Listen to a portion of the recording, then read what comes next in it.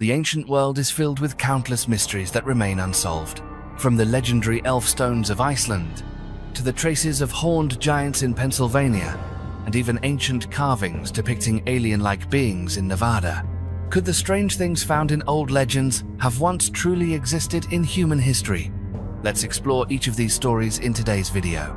So fasten your seatbelt as we dive into today's mystery. But first, you'll have incredible luck if you like, and subscribe before this video ends.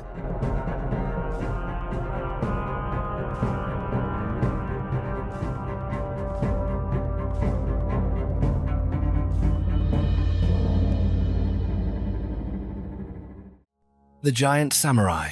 There is a legend that giant samurai warriors once roamed these lands more than 1,000 years ago. But these warriors are not just characters in Japanese mythology. Archaeologists have uncovered weapons of astonishing power that may have once belonged to truly gigantic samurai. What you are about to see will challenge every reasonable explanation. A remarkable archaeological discovery has recently appeared across various social media platforms. You may have already seen it. The remains of a legendary figure, known only as the Giant Samurai, were found in a remote region of Japan. Archaeologists searching for ancient relics stumbled upon a burial site unlike any they had seen before. This grave was as small as a mouse hole. Japanese researchers are believed to have unearthed the skeleton of an actual giant, standing more than 15 feet tall. The image of a 15-foot warrior clad in armor as large as an elephant might sound like something out of a video game, but there are in fact historical artifacts that suggest the existence of samurai of truly unusual size. One such artifact is the Norimitsu Odachi. This is not a mythical weapon, but a real historical object preserved at Kibitsu Shrine in Okayama Prefecture. The sword was forged in the 15th century, measuring an astounding 12 feet in length and weighing 32 pounds. To put that into perspective, it is longer than a standard door and heavier than a bowling ball, and it is so massive that it takes 4 or 5 people just to move it. Anyone who could wield a 12-foot sword in combat must have possessed the blood of the gods. Hercules was a demigod, so perhaps only he could have handled the Norimitsu Odachi. Even an exceptionally strong ordinary samurai would have struggled to use such a weapon effectively in battle. The sheer size and weight of the Norimitsu Odachi suggests that whoever used it must have possessed physical abilities beyond imagination. According to ancient Japanese legend, the swordsmith Amakuni Yasutsuna designed the first curved, single-edged sword, known as the taki, around 1,500 years ago. The Norimitsu Odachi is indeed a tachi sword, but one that is far larger than usual. Yet, its true origin remains a mystery. The truth about this colossal sword is still unknown, and no one even knows how it came to be at Kibitsu Shrine. Some scholars believe it was used for religious ceremonies, while others suggest that it really was wielded by a 15-foot-tall samurai warrior. But the surprising thing is, Norimitsu Odachi is not the only giant sword. In 2023, Japanese archaeologists uncovered yet another massive blade at a burial mound near the ancient city of Nara, dating back roughly 1,600 years. This Nara sword was not as large as the Norimitsu Odachi, measuring only 7.5 feet in length. Archaeologists explained that this giant sword was buried with someone to protect them from evil in the afterlife. But I want to hear your opinion. With swords like these, and the giant suits of armor believed to have once existed, it seems that there may be much more to ancient legends than just fairy tales. What is the truth? Cannibalism. For more than a century, the mysterious remains of a young child have left scientists searching for answers. What troubles them is not only the discovery of these bones, but more specifically the strange cut marks found on them. The jawbone belonged to a boy who was only about 5 years old when he died. When experts examined it, they noticed unusual cuts and indentations. This led to the hypothesis that the child may have been the victim of cannibalism or some strange prehistoric ritual. These remains were found in El Castillo Cave, part of a famous cave system in Spain. This area is well known for providing the earliest evidence of human presence in Europe, as well as for its prehistoric cave paintings that have fascinated archaeologists for years.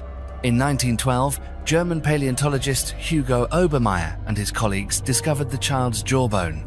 However, their research was interrupted by the outbreak of World War I, and the bones were stored away in a museum, almost forgotten. It was only much later that another research team retraced their steps and managed to recover these remains. When scientists studied the jawbone more closely, they made a chilling discovery. There were deep, sharp cut marks on the bone, suggesting that the child had endured something truly horrifying in that ancient cave. The research team also found a few fragments of human skull and teeth belonging to 2 other individuals in the same area. Upon further analysis, they determined that this child was an early Homo sapiens. Perhaps the most haunting detail was the evidence that the child's tongue appeared to have been cut out after death, using a sharp tool. This forced experts to ask a painful question: why did people in ancient times do this? At that point in history, there was no sign of food scarcity, so it is difficult to explain the act as survival cannibalism. The macabre comb. Would you want to comb your hair with a comb made from a real human skull? If you had lived during the Iron Age in Britain, that might not have seemed so unusual. According to one discovery, scientists from the Museum of London Archaeology found a chilling object during the construction of a highway in England. It was a small item, about 5 centimeters long, but just a quick glance was enough for archaeologists to realize there was something extraordinary about it. This comb was skillfully crafted from a fragment of human skull. The highway, which was being built between Cambridge and Huntingdon, was suddenly interrupted by a discovery at the Bar Hill site. This area was once bustling some 2,500 years ago. Archaeologists collected more than 200 to 80,000 artifacts here, trying to recover as many items as possible before construction resumed. Among these thousands of objects, the Bar Hill comb stood out as one of the most intriguing finds. It has about a dozen teeth, but scientists are not even sure whether it was actually used to comb hair. At one end of the comb is a small hole, suggesting that it may once have been worn as a pendant. Why would someone wear a piece of human skull around their neck? Prehistory expert Michael Marshall believes it may have been a symbol of power. By wearing this comb, a person might have felt connected to the spirit or strength of the deceased. Of course, it might also have been a trophy from a tribe of cannibals. The pyramid is a secret octagon. This last surviving ancient wonder is famous as a square-based monument with 4 gigantic triangular faces. However, the truth is not that simple. Recent research suggests that the original pyramid actually has 8 faces, meaning it is in fact an octagonal pyramid. In reality, archaeologists have known about this at least since the 1940s, yet it seems they kept that secret for a long time. As far back as 85 years ago, British Egyptologist Blinders Petrie studied ancient Egyptian records and discovered a strange depiction of the Great Pyramid. That illustration showed the pyramid from above, and clearly, on each of the 4 main faces, there appeared to be a dividing line running down the center. When viewed from just the right angle, the pyramid reveals 8 faces, just like an octagon. But today, the naked eye can hardly detect this feature, as the structure has been worn down over time. In 1975, pyramid researcher I. Edwards recorded that the stones on the outer faces of the pyramid were built at a slight inward angle toward the center of each face. This design created a subtle groove running down the middle of each face, splitting each large face into 2 smaller ones, for a total of 8 distinct sides. Compared to other pyramids, only the Great Pyramid built by Pharaoh Khufu 4,500 years ago possesses this almost invisible secret. Researcher Akio Kato has recently agreed with the observations of both Petrie and Edwards. He affirmed that the concavity of the pyramid's faces is so subtle that it cannot be seen from the ground and is only visible from above. However, the real reason behind this design remains a mystery. Shark attack victim. Recently, researchers from Oxford University announced a startling discovery regarding the oldest shark attack victim ever recorded in human history. What makes this case especially remarkable is that the man was not attacked while surfing in Australia or Florida. Instead, he was found to have died nearly 3,000 years ago while swimming off the coast of Japan. This discovery emerged from the meticulous work of an international team of scientists. They examined prehistoric human skeletons stored at Kyoto University, remains that had been excavated from various ancient sites over the past century. Among these, the researchers happened to find a man whose bones bore numerous distinct injuries. Immediately, They recognized that he was the victim of a shark attack. According to the research team, the skeleton had around 790 bite marks, with edges as sharp as saw teeth. The victim had been savagely attacked by a shark before being buried at the Sukamo Shell Mound Cemetery, just like the other members of his tribe. Using modern analysis methods, scientists determined that he died around 1370 BC, and that he was still alive when the attack took place. Most notably, his left hand had been completely bitten off, most likely as he tried to fend off the animal. In addition, both of his legs were missing. However, scientists are still not certain whether he was attacked while hunting sharks or simply fell victim while swimming near the shore. Whatever the truth may be, the death of this man stands as vivid evidence of the dangers that ancient people once faced in the deep ocean. The origin of dragons. Throughout human history, stories of enormous, fearsome dragons, creatures that could breathe fire and guard treasures in their lairs, have always haunted our imagination. Those who dismiss dragons as pure fiction may forget that dinosaurs once truly dominated this planet millions of years ago. And even today, there are bizarre creatures just as strange, like the octopus, with its 8 legs, 3 hearts, and 9 brains. What's fascinating is that as far back as the Middle Ages, many famous explorers claim to have seen creatures that we now call dragons. One of the most well-known stories belongs to Marco Polo. During his journey to the Far East, he recounted his encounters with enormous snake-like beasts resembling dragons in the province of Kajin, China. Marco Polo described these creatures as being 10 paces long, with massive bodies and 3 claws on each foot.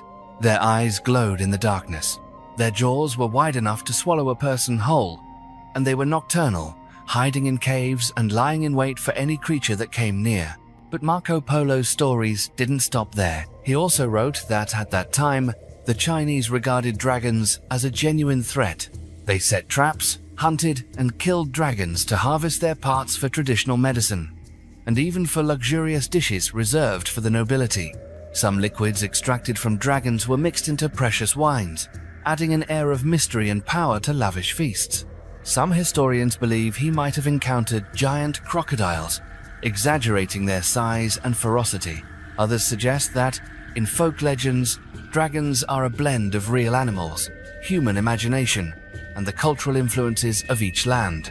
It is worth noting that Marco Polo was not the only one to describe dragons as real creatures. In the epic poem Beowulf, warriors faced fire-breathing dragons more than once. Throughout the Middle Ages, images of dragons appeared everywhere, in bestiaries and ancient manuscripts. Back then, many scholars believed dragons truly existed, often describing them as having large horse-like heads, thick legs, and incredibly powerful claws. Some modern researchers have even hypothesized that dinosaurs like Stegosaurus could have survived extinction, being mistaken for dragons by people in the Middle Ages. The records of Greek historian Strabo are also particularly noteworthy. More than 2,000 years ago, when he visited India, Strabo described giant reptiles with bat-like wings soaring across the night sky. These creatures were said to be able to spit a strange liquid, and if anyone came into contact with it, their skin would be bleached as if burned by acid, which only made the Chinese of that era more determined to hunt them down. Even though modern science has never confirmed the existence of dragons, as described in legend, stories of these mysterious creatures still live on vividly in the human mind. The sacred relic. Archaeologists have uncovered a relic that could change history and shed light on centuries of mystery in Austria. In 2016, a team of researchers excavated a Christian treasure that was 1,500 years old. This was not a random discovery. For many years, archaeologist Gerald Grabier had a hunch that something special was hidden atop a hill in Aeon. He and his team spent years digging, and just when they were about to give up, they were suddenly rewarded with an incredible stroke of luck. This hill was once the site of an ancient settlement established in the late 3rd century during the time of the Roman Empire. Beneath the remains, under the altar of an old church, they discovered a secret marble shrine. Inside this shrine were fragments of an intricately carved ivory box, decorated with Christian imagery. Gerald announced in a press release that there are only about 40 such ivory boxes in the world, and none like it had been found in over 100 years. These special boxes are known as pyxes. But what makes this discovery even more remarkable is their immense value, so much so that whenever a church was abandoned, the boxes were usually taken away. The fact that this box remained hidden in the ruins for more than a millennium is truly miraculous. The mystery deepens even further with the artwork on the box, which depicts the ascension of Christ but with a unique twist. Instead of the traditional image of Jesus rising into heaven, the scene shows him riding a chariot drawn by horses, heading toward a giant hand reaching down from the clouds. This is an image never before seen in early Christian art, as Christ had never been depicted ascending to heaven in a chariot like this. If finding a never-before-seen Christian image wasn't enough, there is another possibility. This ancient box may once have been used to contain fragments of the true cross itself. When scientists analyzed the relic, they found metal hinges and several tiny pieces of wood. These pieces of wood did not appear to be part of the original box and may well have been the sacred relic protected inside the ivory. The investigation is still ongoing, but if true, this could be the most significant Christian discovery in centuries. The Nubian egg. Among the most mysterious artifacts ever discovered in Africa, there is one small object that holds countless questions about human history. This is the Nubian egg, a real ostrich egg that has been buried underground for more than 6,500 years. Many researchers believe this egg could change the way we view the past. Some even suggest it is evidence that the ancient Egyptians knew about distant lands across the ocean long before the era of Columbus. The story begins in 1907, when a British archaeologist named Malib Sil conducted an excavation at an ancient cemetery in northern Sudan. As he was surveying more than 100 tombs belonging to the Nada or Badarian civilization, he came across this ostrich egg. What makes this egg remarkable is not only its impressive age, but also what is engraved on its surface. The ostrich that laid this egg did so before Stonehenge even existed, and yet it has survived almost intact to the present day. The most intriguing feature is the intricate patterns carefully carved into the eggshell. On one side of the egg appear 3 sharp triangles, strikingly similar to the shape of the Giza pyramids today. Beside them is a winding line, which many believe is a symbol for the legendary Nile River. When viewed as a whole, these drawings look like a primitive map, with the pyramids representing ancient Egypt. However, a major question arises. According to the official record, the Egyptian pyramids only appeared about 4,600 years ago, which means these engravings predate the actual pyramids by 2,000 years. How could anyone have carved images of pyramids onto an egg when the pyramids themselves did not yet exist? Several theories have been proposed to explain this contradiction. Some believe the triangles are simply depictions of mountains, but Sudan is not known for its tall, snow-capped peaks, so this idea was quickly dismissed. Others suggest the pyramids may actually be far older than we currently believe, even though all archaeological evidence points to the pyramids being the work of the Egyptian pharaohs. The mystery deepened when concentric circles were discovered clearly carved at the top of the egg. These rings reminded many researchers of the famous description by the Greek philosopher Plato of the legendary city of Atlantis in his work Critias. Plato once described Atlantis as a city built with alternating rings of land and sea, 2 rings of land and 3 rings of water, all equidistant from the center. Though the circles on the egg are rather rudimentary, they coincide in a striking way with Plato's account of Atlantis.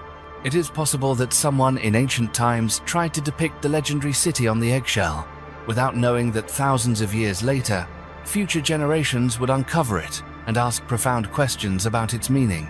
From this, a theory has emerged that the creator of the Nubian egg not only knew of the pyramids, but also had knowledge of Atlantis. The arrangement of the drawing suggests Atlantis was located somewhere north of Egypt, near the region of Spain. If this is true, then the history of ancient Egypt, and even of humanity itself, may still hold many secrets yet to be revealed. 2 new stone hangers. New discoveries continue to emerge at such a rapid pace that even archaeologists are struggling to keep up. 2 new stone circles have just been found in England, changing our understanding of the prehistoric landscape. These 2 entirely new circles from the Stone Age have caused an incredible stir among archaeologists. Each of these circles is at least 5,000 years old, and both are enormous, so large in fact that they can easily be compared to Stonehenge itself. What's fascinating is that these new structures were not discovered by professional archaeologists. Instead, it was an independent researcher named Alan Endicott who happened to find them. Calling it a coincidence isn't quite accurate, because Alan had been actively searching for ancient relics. For decades, he had been tirelessly surveying the areas of Dore and Devon, seeking evidence of activity from the Neolithic era. Alan Endicott's efforts finally paid off, as scientific methods have now confirmed a discovery that could change history. Just a few weeks ago, a team of volunteer excavators visited one of Alan's sites and began digging for clues. According to Alan, one of the stone circles he uncovered is similar in both size and construction methods to Stonehenge itself. This is the kind of evidence archaeologists have long been waiting for to confirm that 5,000 years ago, Britain was home to more than just a single grand stone circle. There were many such circles, spread across the British Isles. The civilization that built Stonehenge was actually engaged in a stone circle building frenzy across this entire land. Alan believes that all three stone circles may have been built by the same group of people. These master builders may have belonged to a guild of stoneworkers responsible for constructing large monuments all over England. After the excavation, Alan named one of the circles Methol. This circle now has about 20 standing stones, though it may once have had even more. The other circle was named Irishman's Wall, and only 6 standing stones remain there today. Poveglia, hidden among the still waters of the Venetian lagoon in northern Italy, less than half a mile from Venice, Poveglia is a small island that has witnessed countless ups and downs in European history. The name of this island first appeared in ancient records in the 5th century, at a time when it was still home to a small community. However, by 1379, that peaceful existence was shattered when war broke out, forcing all the inhabitants to abandon their homeland and leaving the island submerged in solitude. In 1776, Poveglia became a quarantine station for those suffering from the plague and other contagious diseases. Patients were brought here in hopes of containing the epidemic, but in reality, the island became the final resting place for countless unfortunate souls. By 1922, the authorities had once again transformed Poveglia, this time into a psychiatric hospital, a place surrounded by cold walls and stories that have never been fully explained. In 1968, the hospital closed its doors, leaving Poveglia abandoned and forgotten amid the mists of the lagoon. Although there were once plans to turn this place into a luxury resort, all such efforts failed. Today, Poveglia still stands, desolate and empty, sending a chill down the spine of anyone who mentions its name. One of the most chilling facts about Poveglia is that nearly half of the island is now a burial ground for tens of thousands of bodies brought here over the centuries. Archaeological excavations on neighboring islands have uncovered mass graves filled with plague victims, but most of Poveglia's mysteries still lie hidden beneath untouched earth. Not only that, Poveglia is also shrouded in terrifying rumors. According to legend, a doctor at the island's psychiatric hospital once tortured and even murdered his patients in gruesome ways, dismembering their bodies. Although no one has ever verified these tales, the ruins of the old hospital still stand amidst the overgrown grass, serving as a haunting reminder of the island's dark and troubled past. The genius of the Vikings. When most people think of the Vikings, they immediately picture fierce warriors raiding coastal villages across Europe. However, the true story of the Vikings is much more complex and fascinating than these common stereotypes. Beneath their fearsome appearance, they were actually bold explorers, and above all, builders of a civilization whose achievements far surpassed their era. The Vikings did not merely sail the seas in their legendary ships. They expanded their trade networks across Europe and even reached distant eastern shores. They established bustling marketplaces, founded new cities, and gradually built a unique social system deeply rooted in the Nordic spirit. As the Vikings expanded their influence, they created a remarkable culture and left a lasting mark on the map of world history. Traditional history still holds that the first telescope appeared at the end of the 16th century, thanks to Dutch lensmakers. But a sensational discovery in the year 2000 changed everything. When archaeologists excavated a Viking site on the island of Gotland, they uncovered a sophisticated lens, now known as the Visby lens. What stunned scientists was that this lens had been crafted 6 centuries before the Dutch invented the telescope. At first glance, the Visby lens appears quite simple, but in reality, it is a masterpiece of technology.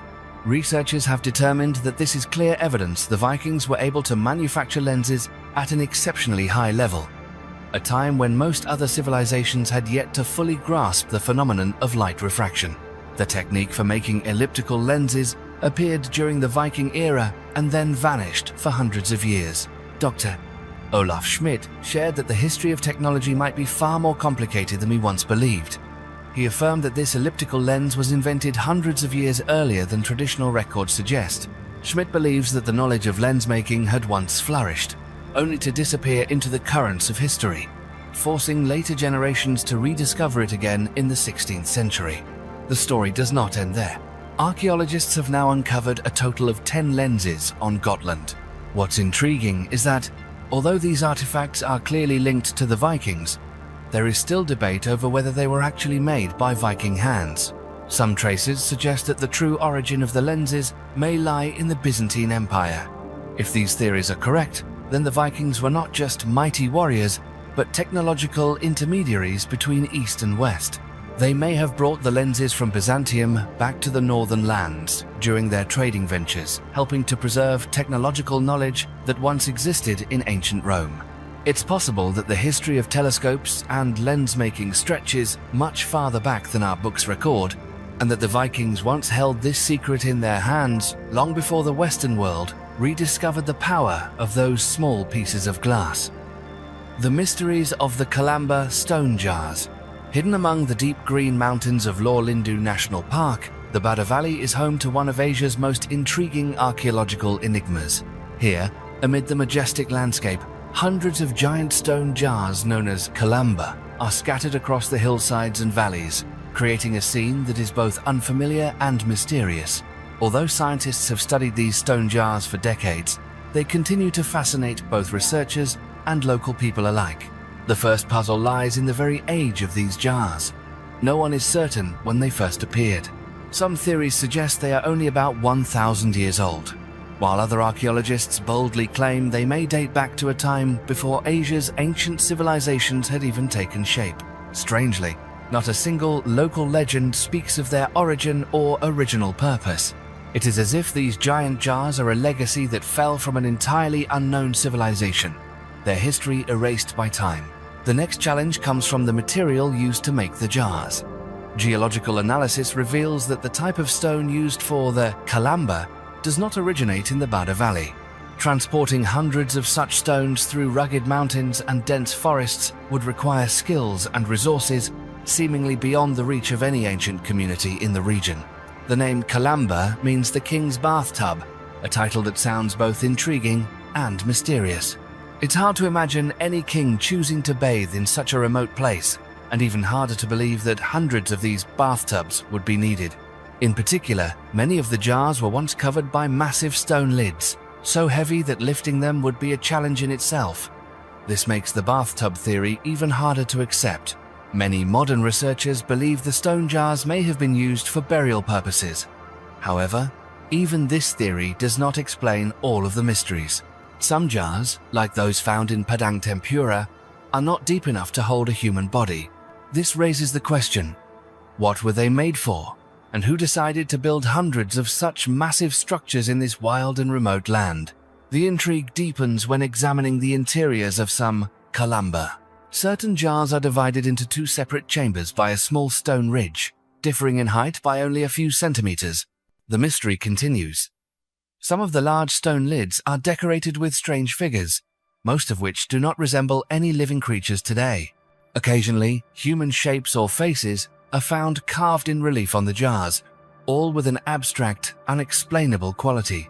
Perhaps the strangest feature is found on jars, with perfectly parallel lines running around their bodies. Some have speculated that ancient people once possessed a technology that could soften stone, allowing them to shape large blocks as if molding clay. This controversial theory has never been fully dismissed. Other researchers propose that these cylindrical jars were used in mineral processing, especially for gold extraction. In fact, unusual burn marks have been found on some of the giant jars, as if metal had once flowed out from inside. As time goes by and many secrets remain buried beneath layers of moss and age, the Calamba of Bada Valley still stand tall among the ancient forests, waiting for the day when their true purpose and origin might finally be uncovered. The forgotten ruins of Oaxaca. When people think of the Maya civilization, most imagine it as one of the oldest cultures in the Americas. But in reality, the history of the Maya stretches much farther back than we commonly realize. Today, researchers have confirmed that the origins of the Maya may go back nearly 8,000 years. This is no secret within the field of archaeology, for hidden within the hazy pages of Central America's history is a little-known era called the Time of the First People. This period is thought to have begun around 6000 BCE, when the first groups of people laid the foundation for what would later become the Maya civilization. Scientists believe that the classical Maya were, in fact, simply inheritors of the knowledge and achievements of earlier cultures. However, there is a profound question that is not easily answered. When does one culture truly end to make way for another? When did the first people become the Maya? If traditions, languages, and knowledge are passed down through countless generations, then the line between two cultures may be little more than a new name given to an old current. This is both a philosophical issue and one that demands deep scientific analysis, and to this day, there is no truly satisfactory answer. Even so, researchers continue to search for the earliest traces of the Maya.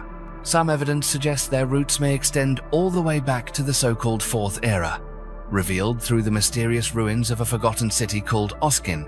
This city lies in the Yucatan region, about 60 kilometers south of the capital, Mérida. Oskin was first discovered in 1839 by the famous travel writer John Stevens. However, since then, only a handful of studies have been carried out, and the site has received very little attention from the scientific community. The ruins of Oskin have suffered heavy damage from some catastrophe that no one has yet been able to identify. Some theories suggest that massive tsunamis around 9500 BCE submerged the entire area underwater. Not just Oskin, but many other cities in the Yucatan show signs of destruction by enormous floods that lasted for extended periods. This also raises questions about the accuracy of dating methods applied to Maya sites today. Oskin's allure is not just its history of destruction by nature. It has also drawn the attention of explorers because of its extremely unusual artifacts. Early explorers discovered a small temple with bizarrely carved human columns. Although most of these statues were destroyed in the 19th century, fortunately, some documentary photos have survived to this day. Looking at these, one cannot help but be surprised. These figures seem not to belong to traditional Maya art. Some have squared-off heads and eyes so large as to be almost unnatural. There are statues that resemble robots, figures more familiar to us today than anything seen in classic Maya imagery. A few of these remarkable statues have been preserved by archaeologists and are currently displayed at the Museum of Anthropology in Mexico City. While all of them wear traditional Mesoamerican attire, it is clear that their features do not match those of the Maya. Most notable is a statue wearing a necklace adorned with an upside-down hand motif. This is the most controversial detail. According to legends of Atlantis and the famous prophet Edgar Cayce, this was the symbol of a group known as the Children of the Law of One, who once lived in the legendary city of Atlantis. Cayce believed that before Atlantis was swallowed by the sea, the city was divided by two major political factions, and the symbol of the Children of the Law of One was the inverted hand. These details, as unbelievable as they may sound, have convinced some that the artisans who sculpted these strange statues at Oskin may have been descendants, or perhaps even survivors, of Atlantis' catastrophic downfall. Skeletons at the beach. Not long ago, a chilling discovery was made on a coastal beach in Wales. It all began in 2014, when a series of violent storms battered the area. After each storm, local residents started noticing white bones protruding from the sand. At first, everyone thought it was nothing unusual, but as the days passed, the situation became increasingly clear. people realized that hundreds of skeletons had been lying just beneath the thin layer of sand on the very beach where they had strolled with their children, unaware they were walking on what was truly a graveyard. Once it was confirmed that this beach was in fact a burial ground, archaeologists were quickly called in to address the situation. They discovered not just a few dozen, but hundreds of human remains, all dating back to the medieval period. Excavations began in 2014 and continued steadily until 2021. Based on their findings, archaeologists are now convinced that a Christian community once lived right by the shoreline, burying their loved ones behind the village's churchyard. Ironically, what was once an ancient cemetery is now a popular family beach. To date, archaeologists have uncovered a total of 210 graves. However, one strange detail is that very few grave goods were found. Only a handful of amber fragments, a few small pins, and nothing truly remarkable. Another puzzling aspect for researchers is the unusually high number of women and children among the remains. Together, they account for more than half of all the skeletons discovered. To this day, archaeologists have yet to explain the reason for this abnormally high mortality rate among women and children, nor do they know what happened to the village by the sea. The magic sphere of Athens. At the foot of the Acropolis, right in the heart of ancient Athens, archaeologists have uncovered a mysterious artifact that has left many people amazed. It is a large stone sphere, lying motionless for thousands of years, as if holding within it a secret of the ancient Greek civilization. At first glance, the sphere looks like an enormous cannonball, its surface adorned with mysterious carvings, most notably a figure wearing a radiant crown, with beams shining out like the rays of the sun. This scene immediately brings to mind the famous Statue of Liberty in America. But in fact, this stone sphere is about 1,800 years old. At first, researchers thought it was simply another historical enigma, just one more artifact lying within the city of Athens. But on closer inspection, they realized that the figure carved on the sphere was not the Statue of Liberty, but rather the god Helios. This led to a fascinating discovery. The image of the Statue of Liberty, admired by millions of Americans, was in fact inspired by ancient pagan deities. Although the American Statue of Liberty was modeled after the Roman goddess Libertas, while Helios was the sun god of the Greeks, both share strikingly similar symbolic and historical meanings. The ideas of freedom, light, strength, and hope represented by Helios, Libertas, the Statue of Liberty, and even the enigmatic stone sphere in Athens all originate from the dawn of human civilization. The first person to discover this sphere was Professor Athanasios Ropos, who found it during an excavation near the ruins of the Dionysus Theatre more than 150 years ago. On the surface of the sphere is an image of Helios crowned with radiant spikes. In one hand, Helios holds a whip. In the other, he tightly grips a scepter topped with 3 torches. At his feet are 2 creatures, perhaps dogs, lions, or possibly mythical beasts that no one can definitively identify. Beside them is a bizarre snake with a human head, believed to represent a constellation in the night sky. But the mysteries don't end there. The sphere is also covered in a series of other strange symbols.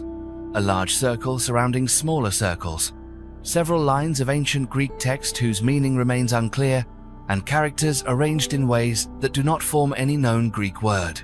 This only adds to the sphere's allure and mystery, as experts still cannot fully decipher what the ancients intended to convey.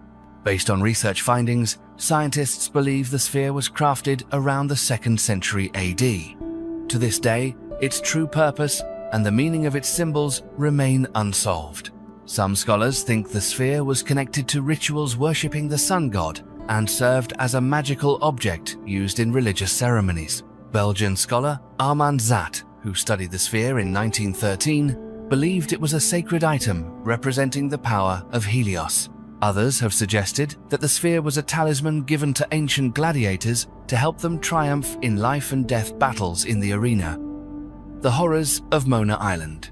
In the heart of the Caribbean Sea, hidden between Puerto Rico and the Dominican Republic, lies an island that few have ever heard of.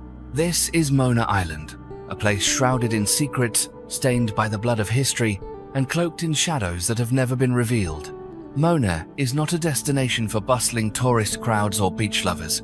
Instead, it is a true labyrinth, riddled with hundreds of underground tunnels where the darkness is so deep that sunlight from the surface can never reach. A particularly notorious section of Mona is known as the Dark Zone. It is a place utterly untouched by any ray of light from the world above, a natural dungeon forgotten for millennia. And it was here that researchers discovered ancient inscriptions carved into the raw stone walls, haunting words that read, "God created many things." Closer to the surface, you will find traces of many different civilizations. Archaeologists once uncovered an Incan jar filled with pure gold. That was not all. They also found an ancient Spanish wine vessel, considered the oldest wine ever discovered on the American continent. Today, Mona belongs to Puerto Rico and is officially part of US territory. Even so, very few people ever set foot on the island. Its rugged landscape, harsh natural conditions, and remote location mean that modern tourists rarely visit. Archaeologist Ido Davila once described Mona as a floating fortress in the ocean, both solitary and enigmatic in its appearance. Yet, the past of Mona is filled with dark chapters that few dare to mention. Long before Europeans first set foot in the New World, Mona was home to indigenous peoples. It is believed that the island has been inhabited since about 3000 BCE. By the time Christopher Columbus landed on Mona in 1494, it was already the center of a flourishing ancient culture. But from that moment onward, Mona witnessed a series of horrific events. It became a stopping point for missionaries, wandering pirates, soldiers of colonial powers, and, in more recent times, scientists and refugees. Looking back into antiquity, archaeologists have found stone tools in Mona's caves dating back 5,000 years. By the 12th century, an indigenous group known as the Taino settled on the island, and their descendants still live throughout the Caribbean today. The darkest period in Mona's history began in the early 16th century, when the island was swept up in the storm of Spanish colonialism. By 1515, Mona had become a transfer station for the crews of slave ships. Even more horrifying, King Ferdinand II forced the Taino to make a cruel choice: either become fishermen and farmers serving the Spanish, or descend into the pitch-black mines to extract bat guano for use in gunpowder and fertilizer production. Many indigenous people chose to fish or farm, but the Spanish still needed labor for the mines and brought in slaves from other islands to carry out this grueling, dangerous work. The tragedy of Mona continued for centuries. By the time Puerto Rico was handed over to the United States in 1898, the island's population had dwindled to just 6 surviving people. This haunting number remains as a chilling reminder of all that history has taken from this small, lonely, and shadowy island. Pirate terrors in the Mediterranean. Sometimes, the mysteries of the past only come to light when a chance discovery leaves the modern world stunned. On the floor of the Mediterranean Sea, just off the coast of Spain, underwater archaeologists have uncovered the wreck of a strange ghost ship. This was no ordinary wreck. It was the remains of a pirate vessel that once struck terror across these waters more than 3 centuries ago. This sunken ship dates back to the 17th century and was heavily armed, ready for pursuit and slaughter.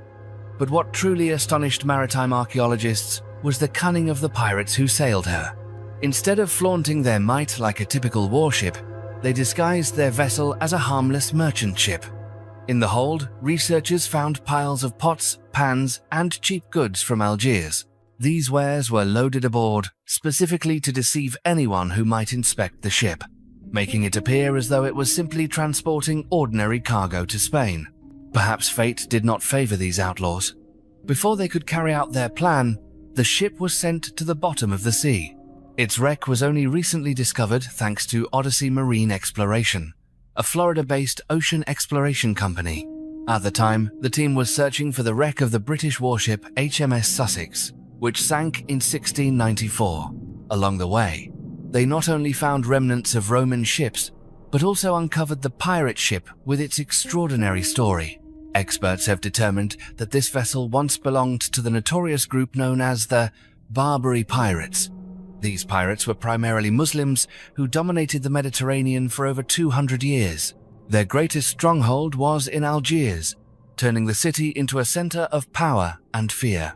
At their peak, Algiers was a city of some 60,000 pirates, fugitives, and cold-blooded killers.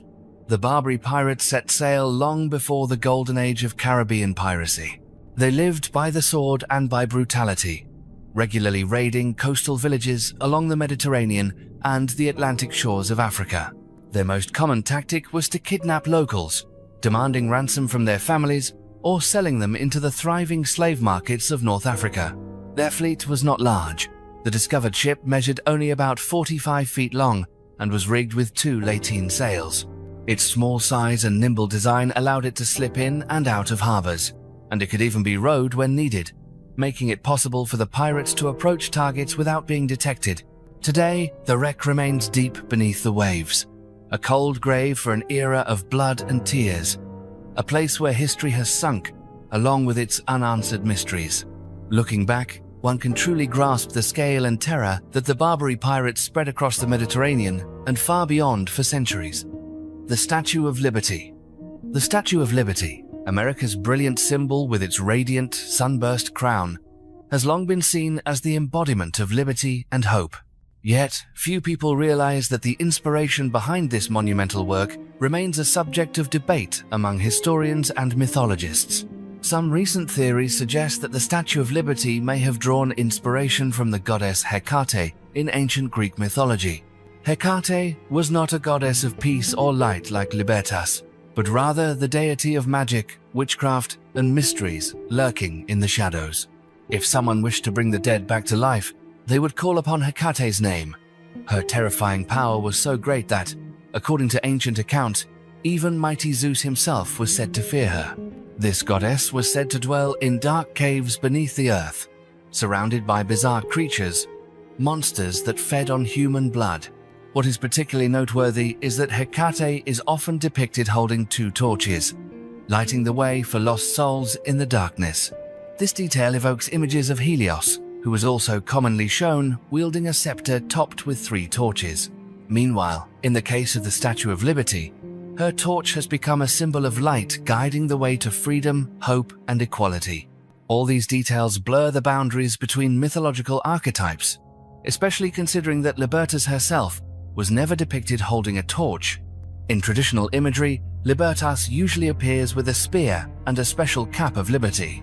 This cap was once a symbol given to freed slaves in Roman times, and later became a familiar icon representing the aspiration for freedom. Libertas was worshipped since the days of the Roman Republic, with her own temple on the Aventine Hill. In Greek culture, there was even an equivalent goddess named Eleutheria.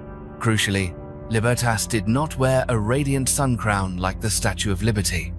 When you compare images of Libertas from ancient sculptures to the modern Statue of Liberty, the differences are striking. This becomes even more apparent when you look at the magic sphere once discovered in Athens, which depicts Helios with a crown of light, bearing many similarities to the famous statue in New York. These coincidences force us to ask, who ultimately inspired the Statue of Liberty? Perhaps even America's greatest icon still preserves a fragment of ancient mythological heritage, one that we are only just beginning to uncover. The world's oldest ritual. One of the most astonishing archaeological discoveries in recent years is the evidence of the world's oldest ritual. Professor Sheila Coulson from the University of Oslo uncovered proof that Homo sapiens performed rituals in Africa as far back as 70,000 years ago. This evidence was found while she was studying the San people, who live in the remote regions of Botswana. While investigating Stone Age artifacts in the hills of the Kalahari Desert, Professor Sheila happened upon a small cave that had been almost completely untouched by humans. Inside the cave, she saw a large rock carved in the shape of a python's head. According to her and her students, the stone looked remarkably like a real python, so much so that when light hit its surface, it almost seemed to shimmer like snakeskin. But that was not all. Professor Sheila and her research team decided to dig right in front of the stone snake's head. They quickly uncovered a number of artifacts that were later determined to be about 70,000 years old. Among these finds were spearheads, tools, and spear tips painted red, all bearing traces of having been burned. What is most remarkable is that this ritual took place earlier than any other ritual ever identified by science. This discovery not only changes the way we look at human history, but also opens up new questions about the spiritual life and beliefs of our earliest ancestors. The horned giants of Pennsylvania. Did giants truly once walk the earth? That is a question that has sparked the imagination of humanity for centuries. While most people consider giants to be nothing more than myth, many archaeological records contain strange evidence, suggesting the possibility that these giant beings may have actually existed. One of the most astonishing examples appeared in none other than the New York Times over a century ago. That article was nearly buried by the passage of time, and when it was found, it caused a great deal of surprise. The striking headline read, "Horned human skulls found. Remarkable discovery by archaeologists in the Susa Valley." The article's chilling content recounted the discovery of the remains of 68 men, entirely different from any skeletons ever found before. These skeletons were excavated from a mound at Tuga Point, under the supervision of Professor A.B. Skinner from the Museum of the American Indian. The skeletons measured from 2.1 meters to nearly 7 meters in height, significantly taller than any modern human. Not only that, these skeletons were buried alongside massive stone axes, weapons that could only have been used by the strong arms of true giants. But the most shocking detail was found in the skulls. Some of them had 2 protruding bones that researchers described as horns. A photograph of the excavation site, taken by George Dunn in 1916, shows the scene of unearthing these giant skeletons. When a reputable newspaper like the New York Times once published it as a true event, the doubts about the authenticity of the story became even more intriguing. In reality, stories about giants are not rare. Even in the Bible, beings such as Goliath and the Nephilim are mentioned many times as a part of the mythological history of mankind. In fact, some modern scholars have even theorized that legendary characters such as Gilgamesh of Mesopotamia or Hercules of Greece could have been inspired by giants who truly existed. The story of the horned giants in Pennsylvania is only one in a series of mysterious discoveries that were reported in North American newspapers throughout the 19th and early 20th centuries. As the wilderness gradually gave way to farms and new cities, more and more Americans happened to discover giant skeletons buried deep beneath the land of their ancestors. In 1822, a skeleton as tall as 8 feet was discovered in Towanda. In 1895, the World newspaper reported on a giant human skeleton 9 feet tall found in California. Of course, history also records cases of fraud, such as the famous Cardiff giant. But alongside those, there are still many mysterious cases that have never been satisfactorily explained and seem to have simply been forgotten by time. Did ancient aliens once walk among us? Hidden deep within the steep canyons and desolate caves of North America are ancient rock carvings left behind by native peoples. These engravings have always fascinated archaeologists and sparked countless theories. The journey to unravel these mysteries begins in the heart of Lincoln County, Nevada. Amidst the arid lands, researchers have discovered a treasure trove of petroglyphs, some of which have existed for up to 500 years. Quite a few of these carvings depict strange beings, with forms so unusual that they seem not to belong to this world. However, human history in southern Nevada stretches much further back than that. Small streams and patches of lush vegetation once drew ancient inhabitants here more than 11,000 years ago. According to local tribal legends, Lincoln County and Lake Panagot were once considered the Garden of Eden of the Americas. According to journalist Ken Lane, an expert in ancient American rock art, many of the carvings on the rock faces depict familiar animals that were once closely associated with the ancestors of today's Pudi and Shawnee people. However, there are also images that are completely beyond imagination, such as a giant monster rising from the water, or a creature with a large head that looks exactly like an alien from science fiction movies. At times, there are even images of strange astronomical phenomena that further baffle researchers. If Nevada were the only place with such carvings, perhaps the story would be easier to explain. But the truth is, these mysterious traces appear in many other places. Not far from the dazzling lights of Las Vegas, the region of Moab in Utah also hides its own collection of strange rock art, with some of the most remarkable found in Sego Canyon. Some of these works were created as far back as 6,000 years ago, while others are only a few hundred years old. What surprises researchers is that Despite being created in different eras, the ancient carvings in both Utah and Nevada share a mysterious, common feature: the forms of beings that look like aliens. One of the most famous carvings is a stone panel with 5 bizarre red figures that scientists have named andromorphs. These might be depictions of deities, or perhaps evidence of an unexplained encounter between ancient people and beings from another world. Vampires. Recently, investigators have used modern technology to shed light on one of the strangest mysteries in New England. This is the story of a vampire, whose remains were found in Griswold, Connecticut. The story began about 30 years ago, when archaeologists discovered a skeleton with its arms crossed in an X shape over the chest. This method of burial was not random, but rather a ritual used by 19th century Americans when they believed someone possessed supernatural powers and might rise from the grave to suck the blood of villagers. The deceased was buried this way simply because someone in the community truly believed he might be a vampire. It was a fear rooted in the anxieties of society at the time. They believed that placing the arms over the chest of the dead would prevent him from coming back to life and bringing disaster upon the villagers. However, based on what modern science has uncovered, it is highly likely that this man was not a supernatural being at all. Instead, he suffered from tuberculosis. In that era, many people genuinely believed tuberculosis was the result of being attacked by a vampire. Those who fell ill not only suffered physically, but were also shunned by their community, even treated as if they were real-life monsters. The remains of the vampire at Griswold became known as John Barber, based on the inscription JB55 carved on the headstone. Scientists at Parabon Nanolabs conducted DNA analysis on these remains. Based on historical records, it was discovered that there had indeed been a man named John Barber living in this community at exactly the time he died. From there, researchers took a step further through time. Using machine learning models and 3D reconstruction techniques, they recreated the face of John Barber. The result revealed that the man once considered a vampire had fair skin, brown hair, brown eyes, and many freckles. But when looking at the 3D reconstruction, many people couldn't help but laugh, as he looked remarkably like a villain from the Pirates of the Caribbean movies. The story of John Barber is evidence of how fear and ignorance once led people to assign terrible labels to each other, sometimes simply because of a deadly disease no one understood.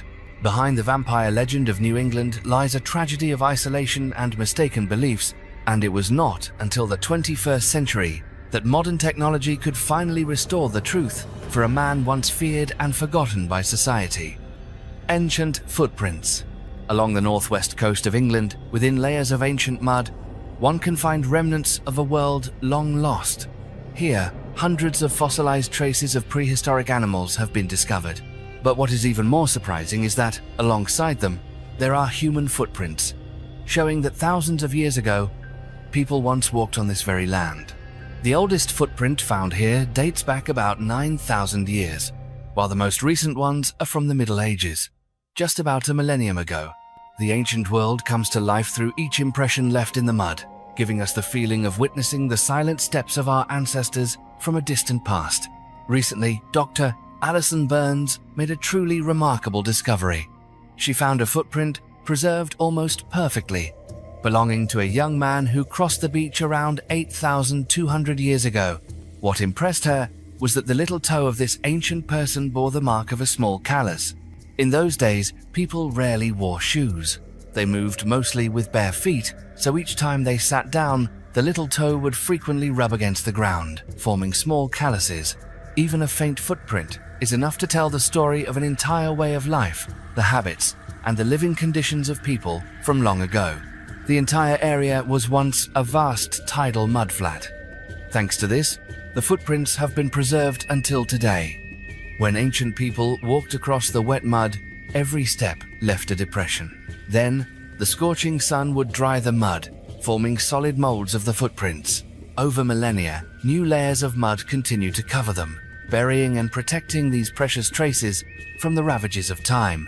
It is hard not to feel a sense of wonder when standing on a modern beach, looking down at the footprints set in stone and imagining the scene thousands of years ago. England then was not the bustling cities or lively beaches we know today. but a pristine marshland where giant animals and the earliest humans coexisted, leaving their marks for future generations to discover amid the hustle and bustle of our world today. The Garden of the Hesperides in Greek mythology. When it comes to the legendary lands of ancient Greece, the Garden of the Hesperides cannot be left out. In the imagination of the ancients, this garden was said to lie at the very western edge of the world, where the boundary between light and darkness met, and where myth and reality blended into a scene that was both poetic and mysterious. According to legend, the three Hesperides sisters were daughters of the Titan Atlas and the goddess Nyx. These three nymphs were entrusted with the task of guarding the sacred garden, a place that only those granted permission by the gods could enter. At the heart of the garden grew golden apple trees, their branches shining brightly like the evening sun. It was here that Zeus held his wedding to the goddess Hera, marking one of the most important events in Greek mythology. The golden apples of the Hesperides were not only symbols of immortality and power, but also the reason why heroes had to overcome countless challenges to pick them. For centuries, scholars and archaeologists have searched for traces of the Garden of the Hesperides in the real world. Questions about the garden's origins have led them to many regions across the Mediterranean.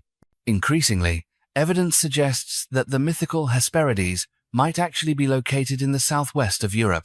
In ancient times, the Greeks did not know of the orange, and when they first set foot in these fertile lands, they were amazed by the golden fruits growing in clusters, shining with a sweet fragrance like treasures of nature.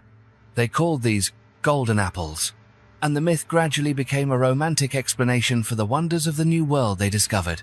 Historians believe that the image of a garden far to the west also fits the descriptions given by ancient Greek writers, who always considered the far western Mediterranean to be the end of the world. From a modern perspective, the Garden of the Hesperides may not be a magical land existing only in dreams, but rather a symbol of human wonder and fascination at the unfamiliar beauty of untouched nature.